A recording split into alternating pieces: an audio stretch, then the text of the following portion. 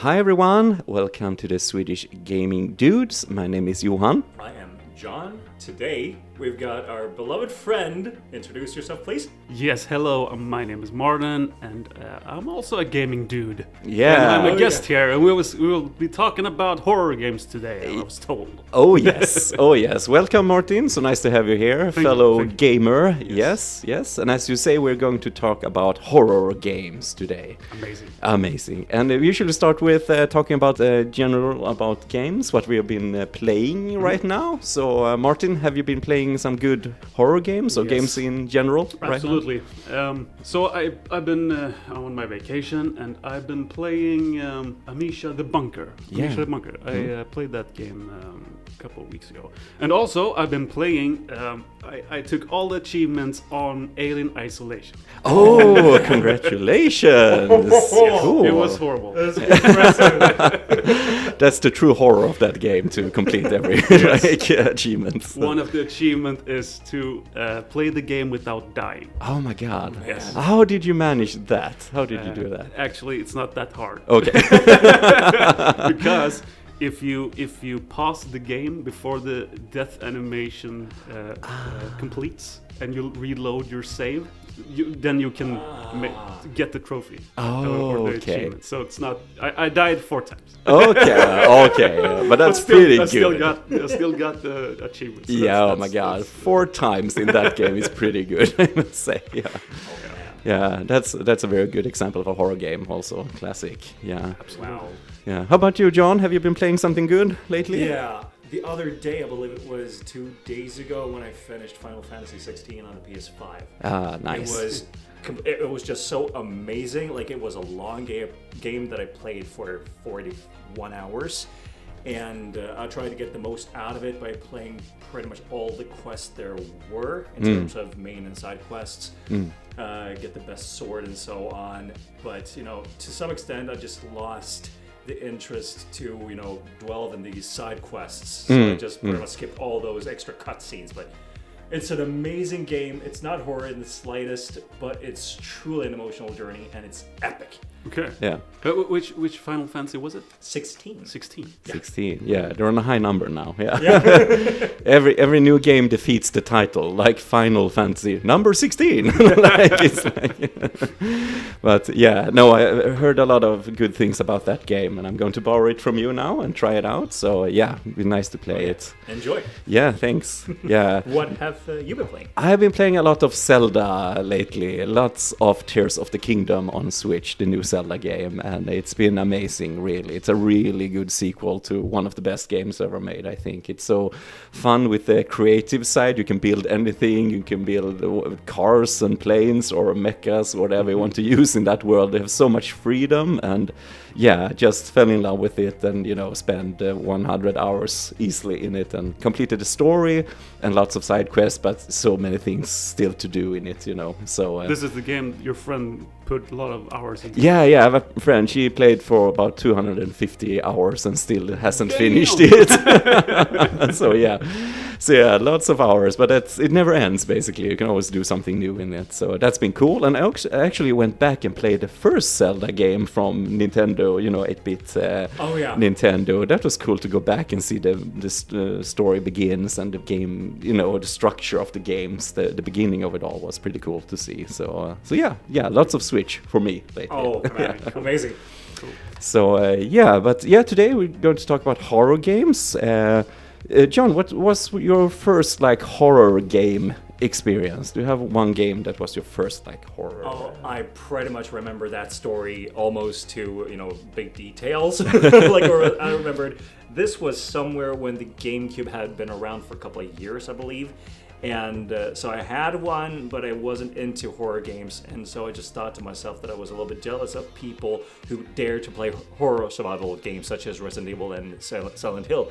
So I remember thinking to myself, I walked into GameStop and I was like, okay, I'm gonna do this. Screw it, I'm just gonna do it.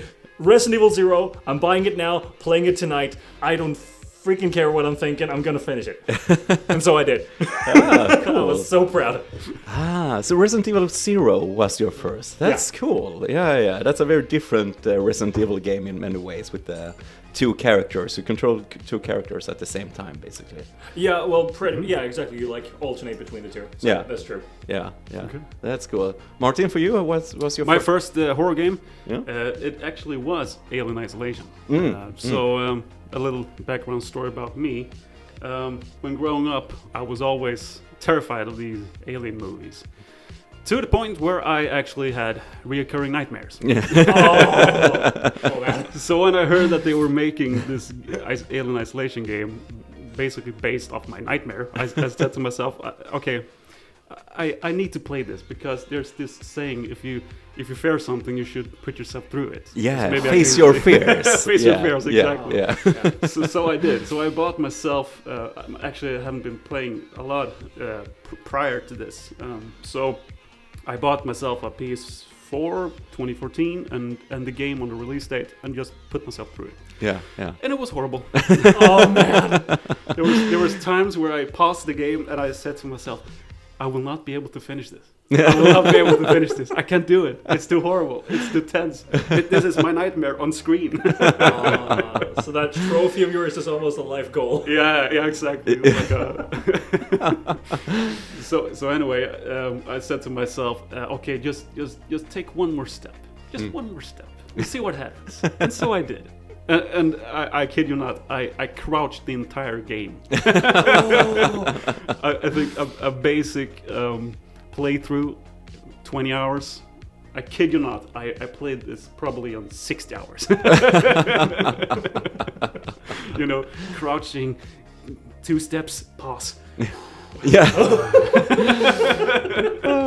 But that game is hard in that way that it's very like specific when you can save it as well. So even if you take it easy, if you like die, you start over from the, you know. So it's it's there are not a lot of save stations. No, it's like a little bit old school that way. Yeah, it's an amazing game. It's an amazing game, and I finished it, and actually I haven't had any nightmares since. So oh yeah, I'm cured. Nice. Well done. So I thought to myself, since I haven't been playing other horror games before this, I start to wonder how are the other horror games. So that was like the starting point where I thought like, okay, I want to try other games, so I have something to compare Alien Isolation to. So 2019, I bought the Xbox with Game Pass. And just started to, you know, take game by game, all the horror games one by one on the Game Pass list. So the funny thing is, since I was thinking I have been playing my nightmare, these other horror games will be a walk in the park. I get that. How wrong I was. Oh man. Oh yeah. What did you start with after Alien? Like now? Oh, actually, I can't remember, but I think I played Outlast. Outlast. The first one. Yeah, the first one. I think so. Oh, man. that's Alone? very good. Yeah. That's very good. I played the first and the second one, Outlast game. I like them both. I think, like both of them. Yeah, absolutely. people hate the second one. Oh, it's not as good as the first one. But I really like the second one with this more psychological terror and and the whole setting with the village and the people. And and you have the contrast with that, with the memories of the main character in school and that trauma and stuff. That's right. So good. I really like that. Have you tried those, John? Outlast games? Have you played those? Not the second one in the slightest. I know that it exists, but I haven't seen any footage of it. Oh.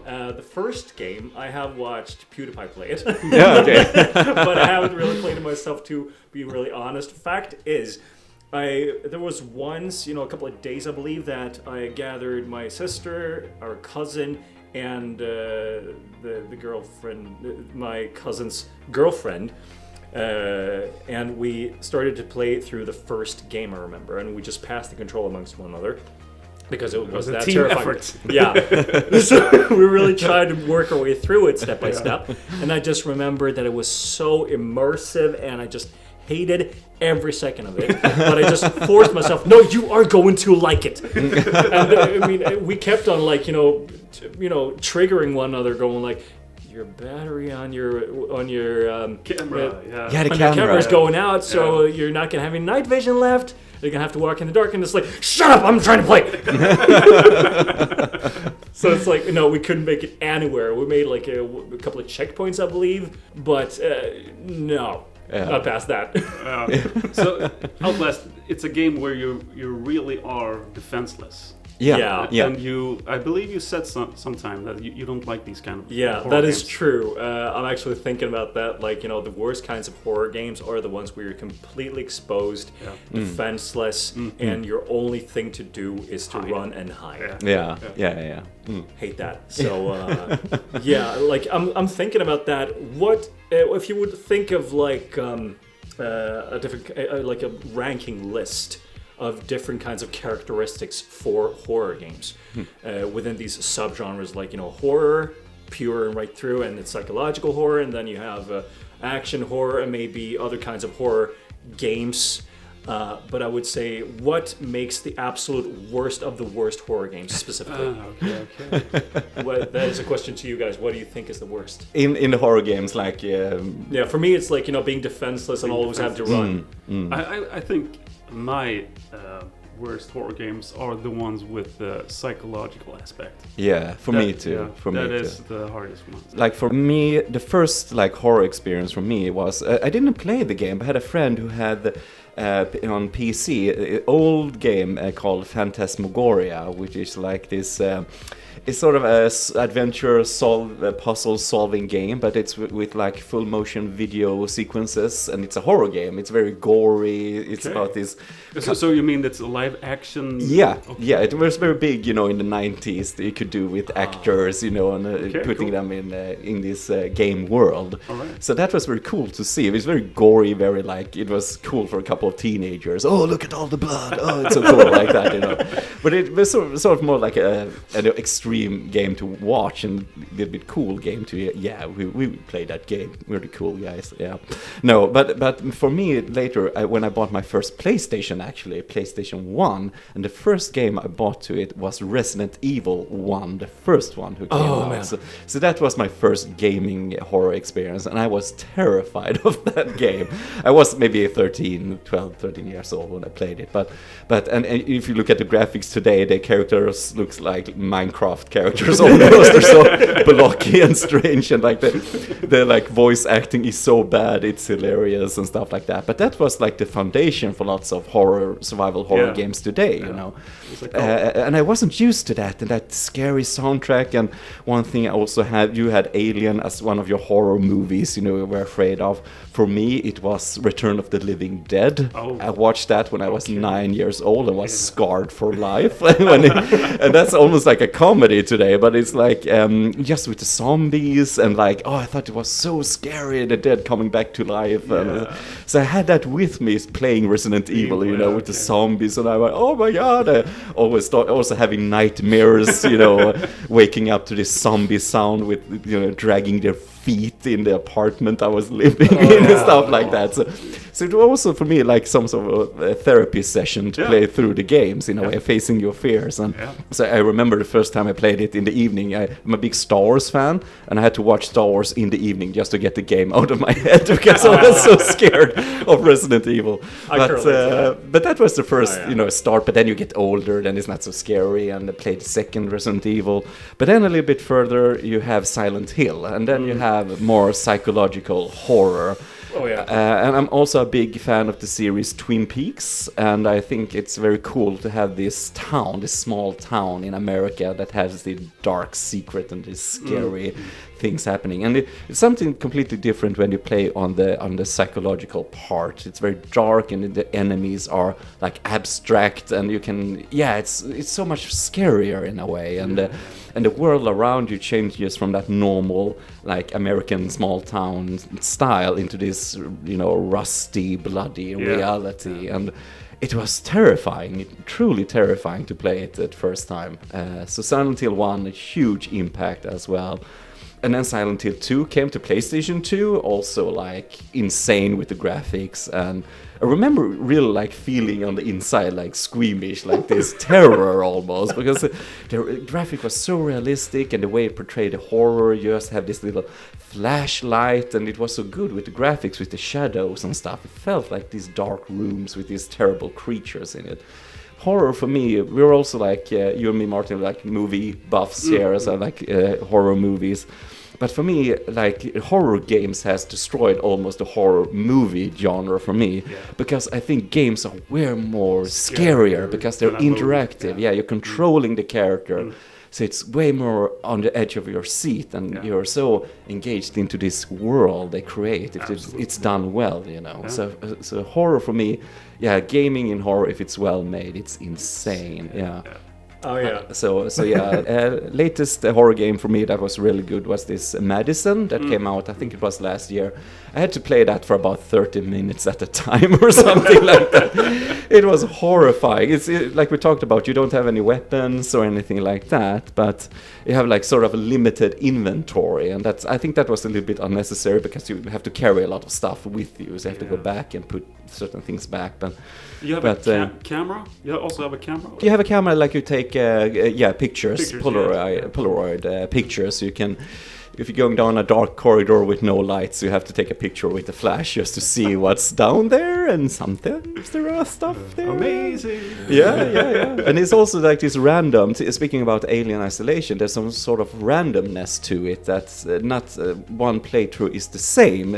Sometimes there's a ghost in this corridor, sometimes they're not, or like Alien, sometimes the xenomorphs comes down, sometimes it doesn't. So that's a very that's a very good way to build horror, I think, like that. But I think if it's well made, I don't mind that much if you don't have weapons or anything like that, if it's well made. But it's, of course, it feels safer to have a gun or a flamethrower or something like that when you're playing a horror game. There's actually there's a shift in Alien Isolation. I mean, the first part of the game is really run and hide.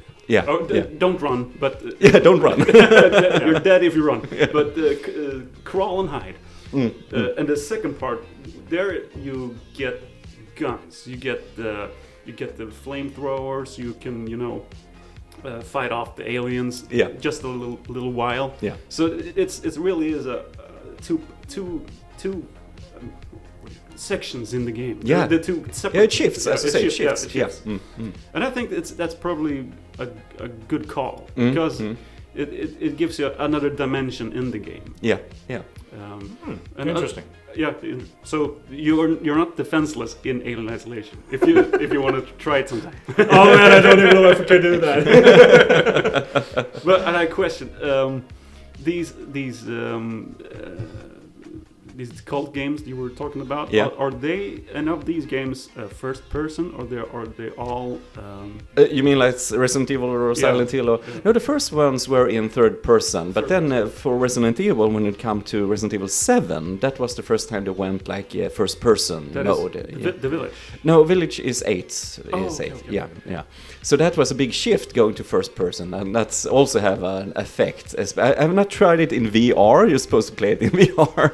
But it's of course you get more closer to the horror in a way because you're controlling what you're viewing through the game through the eyes of the character. So it's very effective horror storytelling, I think. You get the depth perception. You can see depth in your VR. There's also one thing that's very much interesting when it comes to the first Resident Evil game. The first one, not the 0, because one would say that chronologically 0 is the first one. We're talking about number 1. So the PlayStation version has those kind of tank controls because you see the angle, the camera angle from slightly from above. In the third person, and when you press forward, the character moves forward from his or her perspective. But in the GameCube remake, when you press forward, it's from your angle. From the camera angle, so it's a little bit, okay, you have the choice whether you want to implement that or not. And I really think that puts some extra stress on you. Of course, you can really get adapted to it as you play. It really... That's an interesting thought, because I believe in horror games that they are purposefully making the controls sluggish. Yeah. Oh, yes. And a little Oh, bit. yes. You're not supposed to be too quick or agile. No. You're supposed to be, I mean, in disadvantage somehow. Yeah, Of course, yeah. if something happened around you, you can't go. Poof. Yeah. It takes a long time. Yeah, It takes a long time to do stuff. Yeah, well, that's true. I think one of the, I don't know if that was the first one who did that, but the first Silent Hill game on PlayStation 1 actually had that sort of more realistic control of the character Mason that you play as. Like he could, like, if you, he could fall down a stair or something like that if you're not careful, you know. It was a bit clumsy to play with, you know. And I think that's a cool, some people hate it because they want full control of the character, you know. But I think if it fits the story, I think it's cool to have it a little bit more realistic like that. Absolutely. Because in Resident Evil, you always, not in 7, or he's more, a little bit cooler guy in the number 8 game, but 7, he was like this average Joe you're playing as, but in 1 to 6 is this, you know, special forces, you know, stars, this alpha team and stuff, that highly trained, you know, officers who have no problems shooting zombies and stuff like that. So there you have the advantage. But if he's just this normal guy finding himself in this situation, it's I think you can identify with the character more as well. And I know in Resident Evil 7 they didn't want to make the character talk so much, but because they wanted you to apply your own feelings onto the character, you know. So yeah, that's also, it's a style choice, I would say, like that. So and as you say, John, with the tank controls in the old Resident Evil, they usually also had this very dramatic camera angles. They had like pre-rendered backgrounds, you know, on computers, so it looked very cool. But you couldn't change the camera. You always had these dramatic camera views, you know. So and these tank controls, oh my god, just running around. But it became better, I guess. Remembering those moments when you, like, sometimes you walk into the new areas of this mansion in the first game, and you would have this new enemy, you know, like show up. So it's like, okay, you come to a new room and the door closes, and you hear this door shut, like that, and then you see yourself facing a corridor down, but you can't see where the corridor leads and what's out there. And then you just hear this kind of what should I say? You know, like a modified alligator or whatever. Those kind of that walks on 2 legs. Yeah, it's like yeah. You haven't seen those ones before, but you Hunters. hear them walk. Hunters. Yeah. But then as you walk like 2 in-game meters, then it's like, okay, they're right in your face. Yeah. And and it's like, okay, you just panic because of those. Both the controls and the fixed camera angles. Yeah.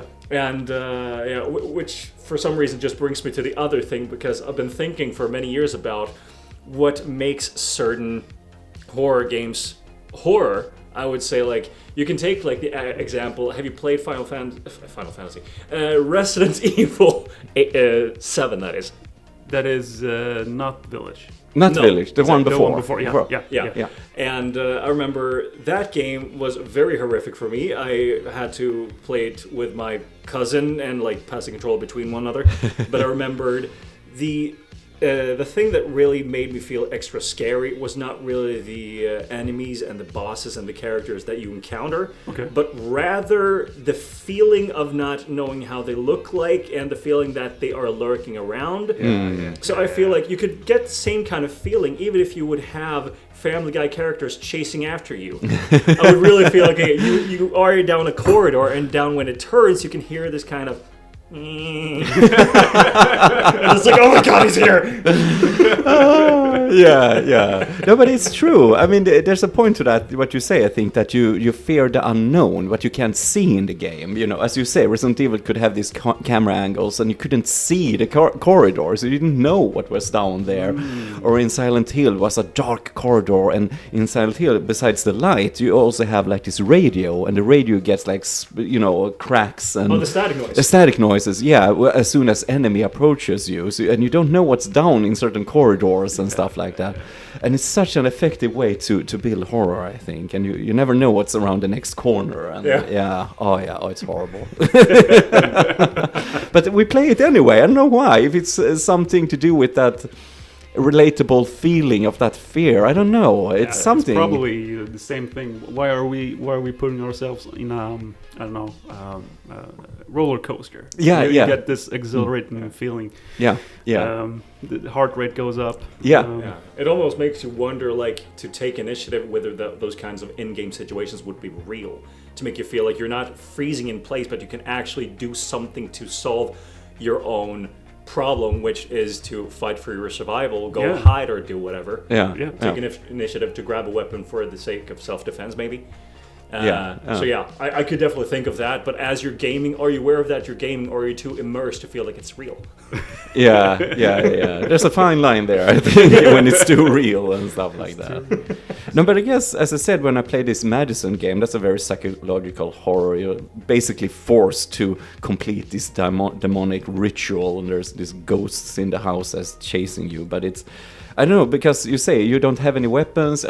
Sometimes you can relate to that. Like, what the hell would I do? I'm in this house. There's nothing I can do to defend myself. Like, I just have to do this crazy stuff, you know. So I think if it fits the story, I think it's cool that you are defenseless like that. But as horror can be just an effective thing, even if you're like this super soldier, basically from Resident Evil. And as I say, with this hunter sequence, they introduce this new, they up the stakes, you know. Now, you think you know this game, here are new enemies that just changes everything, you know. Oh my God, like that. And like it starts with zombies, and then you go in this L-shaped corridor, and I think every gamer know this when the dogs attack in Resident Evil 1 for the first time. They're like this empty corridor, it's completely silent, and you just start, running down the corridor, and from nowhere the glass breaks, and a dog, like zombie dog, just jumps in and starts chasing you. And I still remember playing that for the first time. I jumped 20 meters up in the air, like, oh my God, like this. And I just started running like that. So I think you can, but it takes this, masterful touch, I think, to build up that tension. Of course. So maybe if we ever would be haunted by a poltergeist or haunted by a big monster in the woods, probably have a good chance of surviving. Oh yes. Years of training. Have a higher chance. Where's my save station? Yeah. I was thinking about, there are sometimes these games that pretty much count as gray areas. I'm thinking about this game in particular, The Last of Us. The Last of Us. Because I would definitely say that it's not a horror game, but it has horror aspects. One of the facts being that you have very limited ammo to start with. A big fraction of the game is like that. And it's like, as you face some of the enemies, it's like, okay, you got to make your shots count. And if you miss, it's one wasted shot. And it's like, you always got to bring them in close to be sure that you can fire them right in the head. And it's like, if you miss that shot, that feeling just makes you go like, I should shoot you. Maybe I should save my ammo. Exactly. But that's an interesting point. I mean, are there like survival games without the horror aspect? I mean, so you have to save your resources to survive, but there's nothing. Yeah, I would assume that there are those kinds of games when it's like, there's not much of a horror presence. But it's more like, this kind of panic and stress where it's like, okay, you got this little, or huge ferry or boat that's sinking and you're trying to get yourself to the surface without drowning. Like, Sonic 1 on the Sega Mega Drive. that has horror pumping in me. When it counts down from That's true. It's like, no! You gotta jump up to the surface. As soon as you mentioned that, I could hear that sound in the background, with running out of air, and you're waiting for that damn bubble to come up so you can breathe the bubble and survive underwater. Yeah. That always got me. Yeah. No, there must be. I started thinking about real life when you said that. Just surviving to pay the bills, basically. But it's like horrible. But but I think as a game you need something that drives you as a gamer as well, some sort of some sort of element that you have to confront as well to make it interesting. Like a proper enemy. Yeah, you need something like that, I think. But that's also a debate I know among horror games that's like true survival horror games are about that, as you said, John, with managing resources, ammo and stuff like that. I know some people complain about newer horror games that have too much resources and it's too easy. They want harder difficulties and stuff like that. So So yeah, I don't know. I think I'm more of a more comfortable gamer. I think I like it when I have like, I have too much ammo, I can sell it to this merchant guy, like or something like that. I guess I'm just too comfortable like that. But like you say, Alien Isolation is definitely one. Would you think about? I mean, with resources and ammunition, and I have to think about everything. Yeah, is it worth it? Is it worth it? Exactly. Should I sneak around or should I throw my smoke grenade? Yeah, exactly. Yeah. But it's a cool aspect because it makes you think as a gamer. You have to improvise, and I like that. If you don't have a completely different game, but as I mentioned, Zelda, you have a system where weapons can break, and you have to pick up new weapons and fuse new weapons together.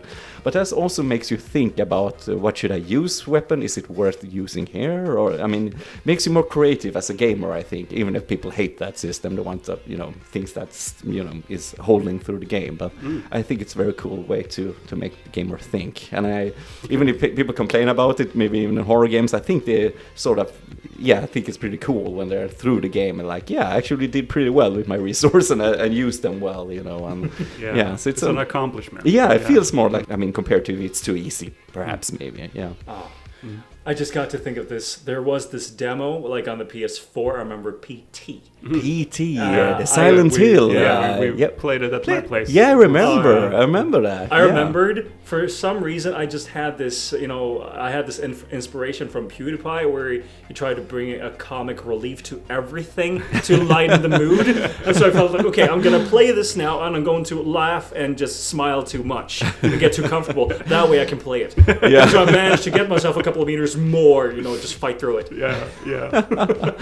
But that's insane. That was this like demo, and it never came out, sadly. It was supposed to be the new Silent Hill game, and it was supposed to be made by Hideo Kojima, who has made Metal Gear Solid games. They're my favorite games of all time, and also Guillermo del Toro, the movie maker. There's supposed to be a collaboration between those two, making these amazing horror games. And then Konami, who Kojima worked for, fired him basically because he was taking too much time with his Metal Gear Solid game. So he never got to do that.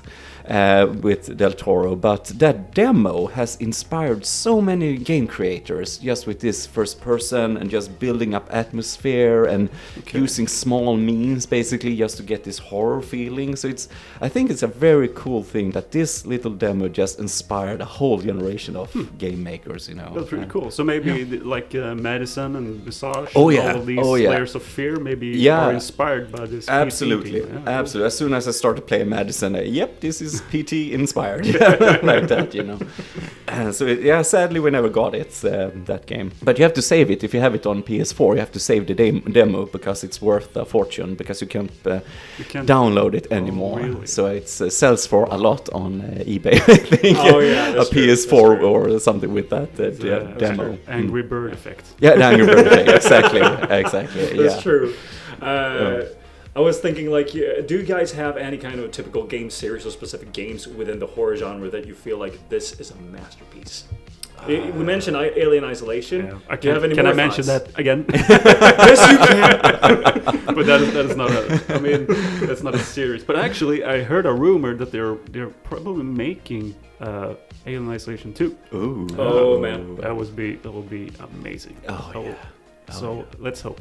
But let's hope. hope. A series horrors. I mean, Resident Evil. I played the two latest Resident Evil, and I want to play this remake. The fourth. Yes. Is it the fourth? Yeah, the one in Spain. They made several now. They made for the second game, came out a couple of years ago now, and for the third game, and now this year was number 4. Yeah. And I would recommend all of those. They're amazing games. Yeah, I mean, so that's something I want to play. Yeah. All of the third one got some criticism because they have not included some areas from like the original game. It's way shorter game in a way, and I absolutely understand that. But I think it's also a great Resident Evil game. You should definitely check it out. Yeah. But start with number 2 and then work yourself up to 3 and 4. But why is there a Resident Evil 0? Did they make... Well, because they already had the first one, and they wanted to make a prologue. Okay, so to make... Okay. I would say because of money. They wanted money. No, because Zero is very interesting. I played that last year, I think. I think I almost took all the trophies and stuff like that. I like unlocked unlimited ammo and stuff like that. Wow. No, but it's like a very strange Resident Evil game because it takes place before the first game, like a couple of days before the first game starts. Oh, really? And it stars Rebecca Chambers, this character. She's in the first game, but she's like very, oh, zombies everywhere, ooh, like this little bit scary, like she's scared of the situation with the zombies and stuff like that. She's not that in but you first... play as her in the Zero because it takes place before the first, yeah. And there she's like this action hero who like kills zombies and stuff like that. Yeah, so yeah, the trauma, I guess. I don't know. No, so the story doesn't really fit. It's an official title, of course, but it doesn't really fit with the story narrative. And yeah, the control, because you're controlling two characters and you don't have like this item box where you can put all the items, so you have to exchange them between characters, and you have to put it on the floor and stuff because you can't carry as many things, and there's this hook shot that you need to use at several places in the game, and you never know when you need it, so you have to carry it, and it takes 2 spaces in this inventory, and yeah, it's a cumbersome game to play. I unlocked unlimited ammo just to be able to play the game, basically, I think. But it's gorgeous. It looks good. I mean, it still looks good, I think, even it's an older GameCube game, but it's, HD remastered. I would definitely recommend that to someone who is bridging over to this, to play horror games for the first time, because it's definitely on the easier side without being the easiest. Okay. Yeah. But don't start with Zero. Play the first one, okay. Resident Evil HD. That's this also GameCube remake, but that's a way better start. Yeah. So, but these remakes are you able to play them first person, or they are only? They're in third person. They're in third person. Yeah, all of them are third. Yeah.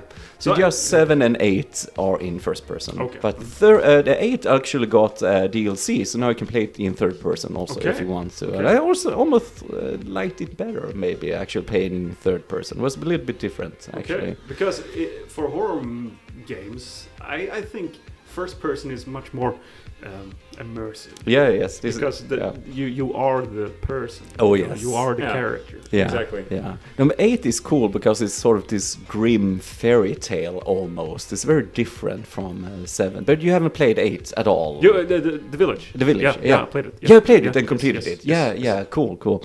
Because that's a very different style, I think, for Resident Evil. Okay. But the second one, remake, is like this zombie apocalypse in Raccoon City. It was like that in the original game.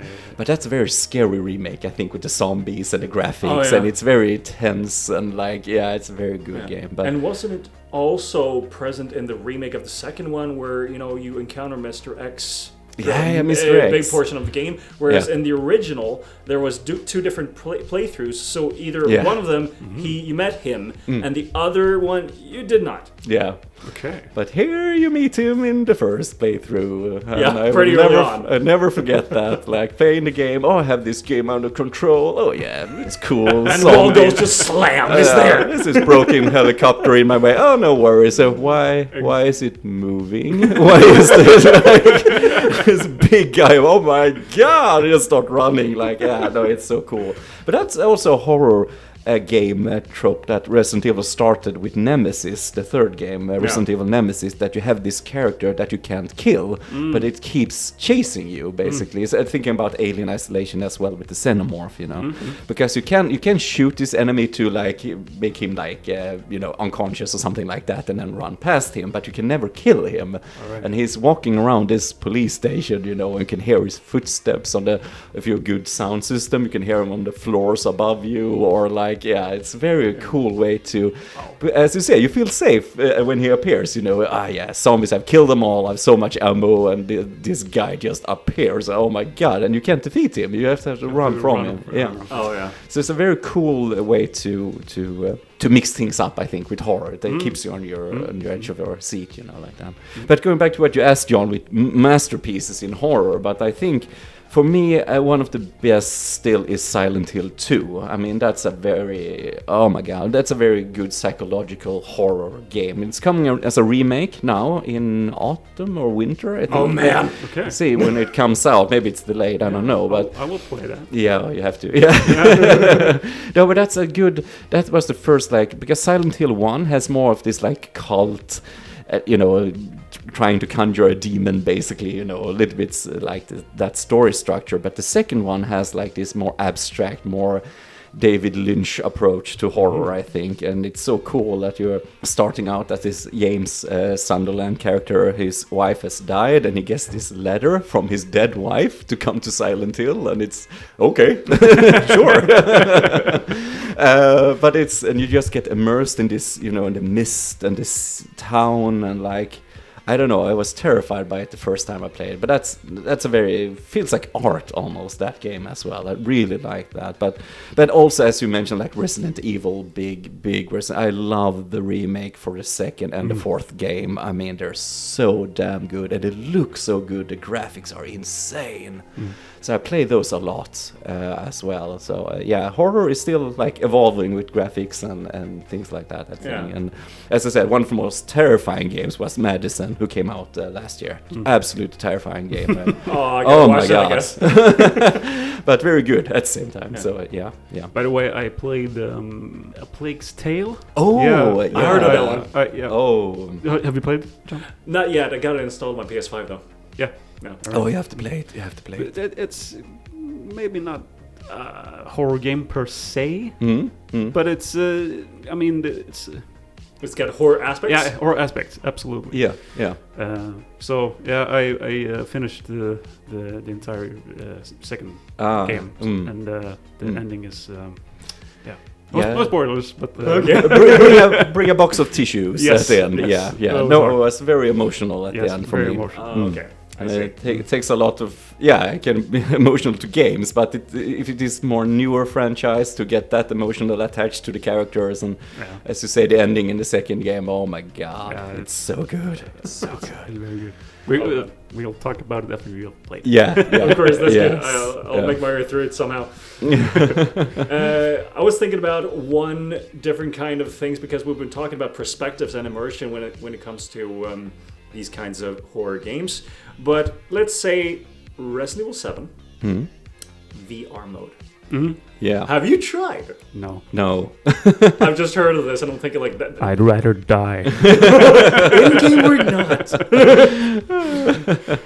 But I can't really understand how anyone would put themselves through it, because, you know, that is the next level towards becoming real. Yeah. How your mind at this point can't really tell the difference. Yeah. When you're getting comfortable, when you don't really notice. I'm thinking like, I don't know if that game requires the original controller for the PS4, or if you can use the Move controllers, because then you can, like, you know, point and shoot and whatnot. So it's even more immersive. So the question is if that is possible. I don't really know, but, you know, just the fact that you're having headset, so immerse yourself sound-wise, you immerse yourself vision-wise, and I'm thinking, you know, well, you got to really pay attention to not sit behind a concrete wall, and it's like, okay, I'm, you know, and the jump scares, and then you would hit smack yourself your in the head in the back. Yeah. Oh, I went blind. Yeah. That's a bummer. Yeah.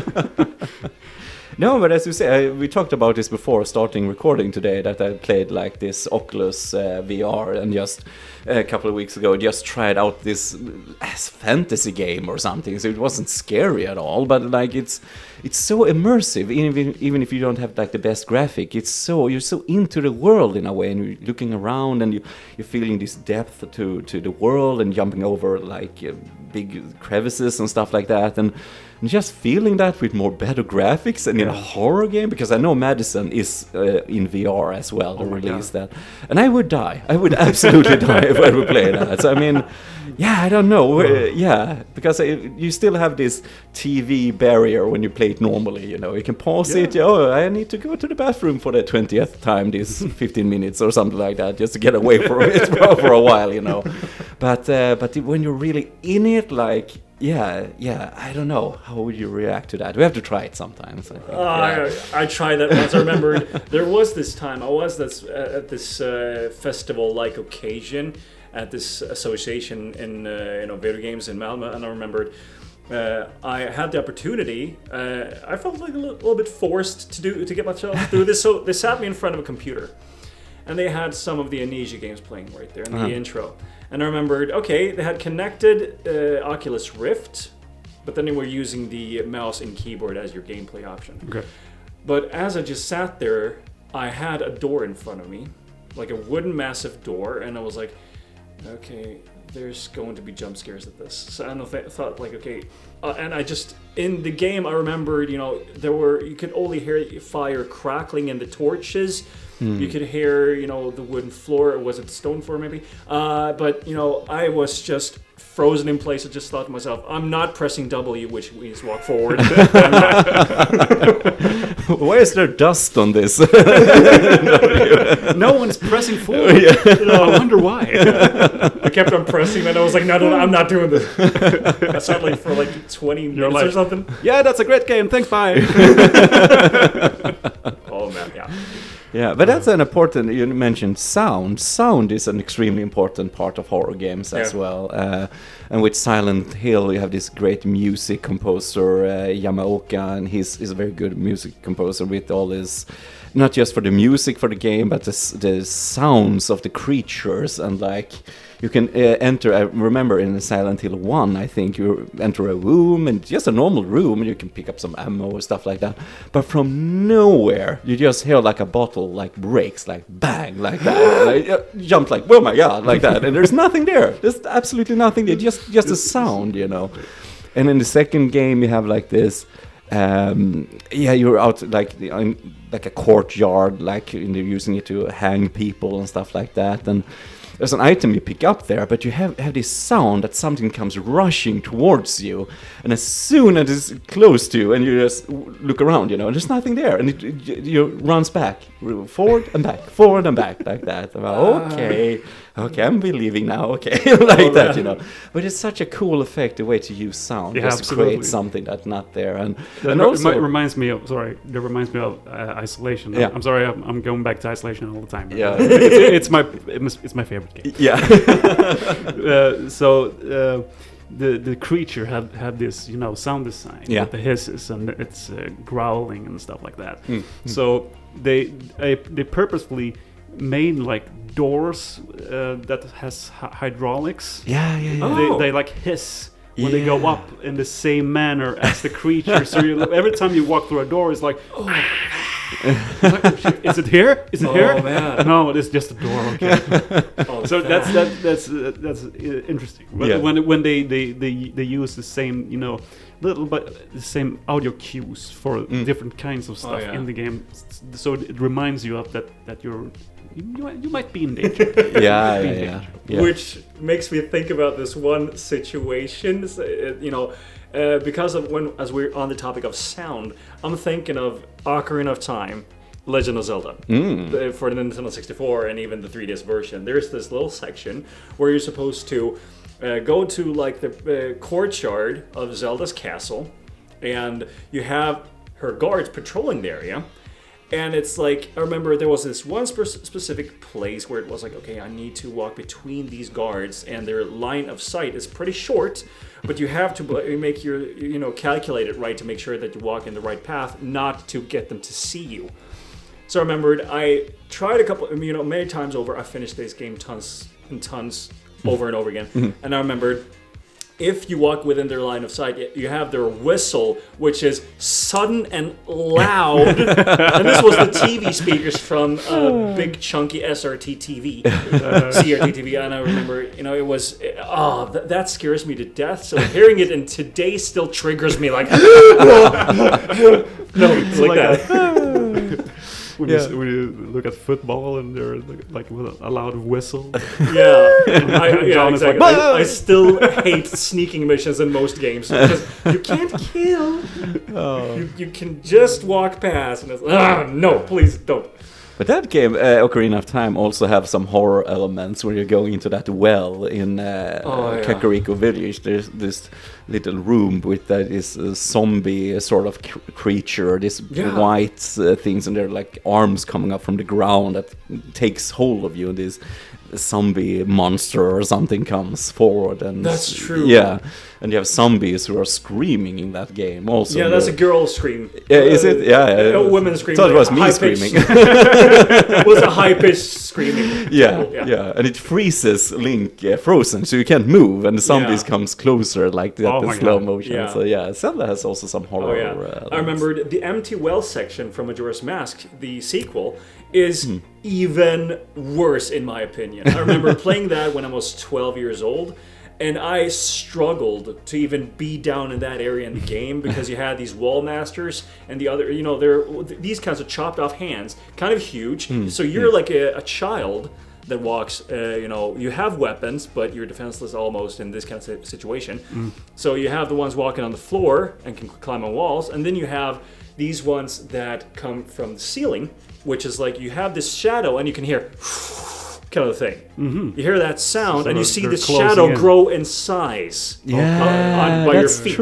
That's true. And when it's at the biggest, there's like a split second, and then you hear and it grabs you. And then you scream as it lifts you up, and it just throws you down to the entrance of this dungeon. Yeah. And that was, oh my god, I have this traumatic experience from that time. Yeah, but it's, as I said, it has horror elements to it, and at that time you didn't have those typical horror games yet. You have soon, I mean, with Resident Evil or Silent Hill like that, but it was still very new, that type of genre. So it's very cool, I think. Have you guys played the Evil Within? The first one. Yeah, first and second. Yeah. The second is really good. It's really good. The remake with you can choose if you want to play it the third or first person. Oh, you can now. Yeah. Oh, cool. I have to try it. Yeah. No, you played the first one as well, John. The first one, it was trash. Yeah. Okay, you didn't like it. I forced myself through it. Okay. I did not enjoy it one bit. Okay. But I did like the little aspect of how it reminded me of the original Resident Evil 4. Yeah, it's the same creator, I think. Yeah. Because it has very many similarities. Yeah, I would say so. No, I played the second one a lot. I really loved the second one. And when I finished that, I thought, maybe I should play the first one again, because I haven't played it in many years. But I couldn't play the first one after the second one, because the second one is so much better with the controls and everything. Yeah.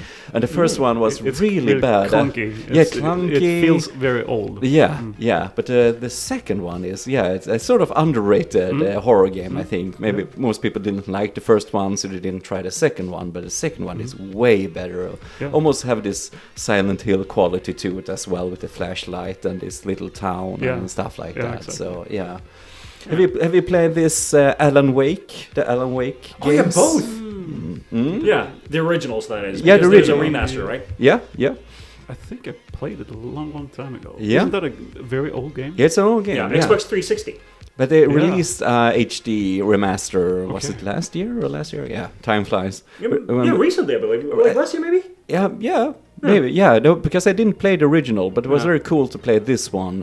Also, speaking of Twin Peaks, very much influenced by that TV series, this little small town. And the diner you come to the first time you play, coming into the town, is like a copy of the diner in Twin Peaks. It's such a cool nod. And also the police station looks exactly the same. But it's a very cool horror game, I think, with this abstract horror element as well, with this writer and his being chased by his creations, basically. Aren't there supposed to be a Alan Wake 2 in the works? Now in autumn sometimes. Yep. Cool.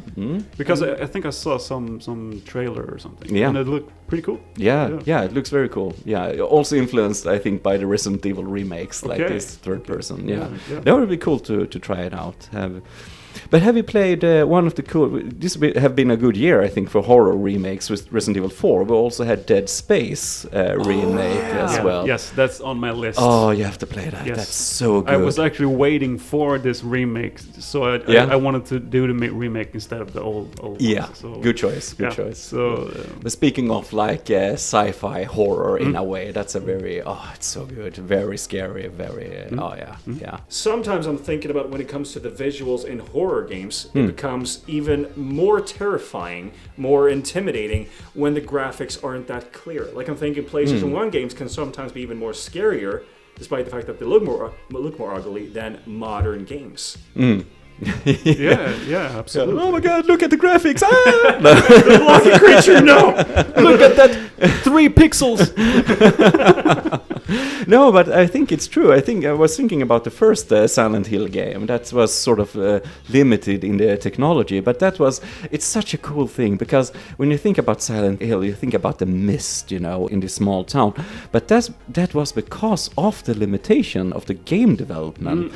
So they could hide the geometry. It's so cool. They just used it as a story element, that it was full of misty, and you had this snowy feeling, and it's just because we can't render all that, we have to do something, and now it's the main thing of Silent Hill, this mist, and I think it's such a cool idea to just use it and make it more terrifying, that you can see everything like that. So and as you say, I think with some of the characters, like the character models in older games, you had great voice acting in Silent Hill 1, I think, and you had to use your imagination in a way when you see the characters just nodding, very basic animation, like that. But you bring something, as the player, you bring something with your imagination to it as well, I think. So graphics, I don't know. For me, graphics just is aging like fine wine sometimes, I think it's cool to watch. It doesn't have to be this ultra realistic it's today. I think you can look at older games and that's pretty cool. It still looks pretty neat, what they did there, and still respect it, and as you can still emote and get, as Silent Hill 1 is still terrifying to play, I think, with the graphics and the music and the whole soundscape of everything. So I was thinking about, for example, there's this saying in when you're making movies, that you should always try to show the ghost or monster or whatever as little as possible, just so the audience can make up their own,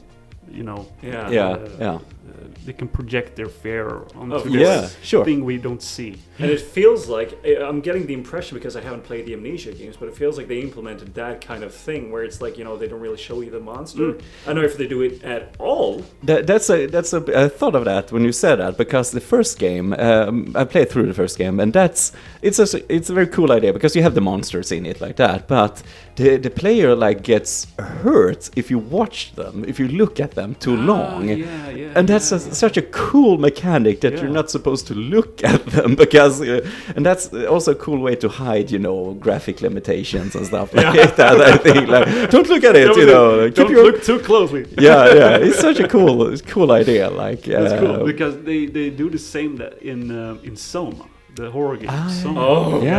You can't look at the creatures, you have to look away. That's I thought about another horror game that I played last year, based on a movie, the Blair Witch game. I started playing that one. I haven't finished it yet. Yeah, I think it's very cool. I think it's maybe a little bit too long in the ending. They needed to edit it somewhat, but there's a very cool moment in that game, because in the movie, spoilers for the movie, it's an old movie, but when they find each other in the basement, and this guy, he's just staring into the wall, at the end of the movie, and this girl freaks out and she drops the camera at the end. But there's a point in the game where this Blair Witch is coming for you, and the only way to survive that moment is to stare into the wall, and the game tries to force you to look at her. So you have to steer your head towards the wall all the time, just looking at the wall. You have to counter.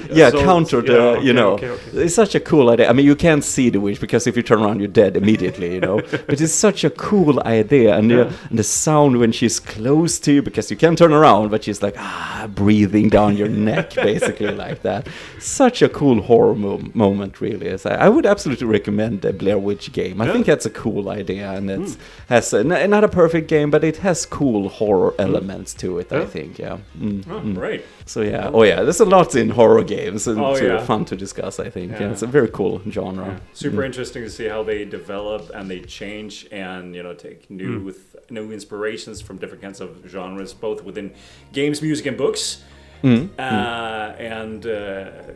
It's been super fun to talk to you guys about this. Yeah. Fun subject. Thank you so much for our listeners for tuning in today, and thank you so much for your support. Nice to hear from you with comments and such. And we see what we'll talk about next time. John, have you any ideas for our next episode? Yeah, I do have a thought. I'm having a thought that I'm hoping that if we can talk about that would be amazing. But we do have some interesting topics ahead of us. Nice. Yeah. And of course, thank you, Martin. Thanks for having me. Very fun to talk about horror games. Yeah. Welcome anytime talking about horror games. We can make a whole Alien Isolation episode, I think. I will stay quiet the entire time. But then John have to play it. Yes. Oh no. Thanks you guys for listening, and stay tuned for the next episode. Okay, so take care. Have a good gaming summer. Bye. Bye.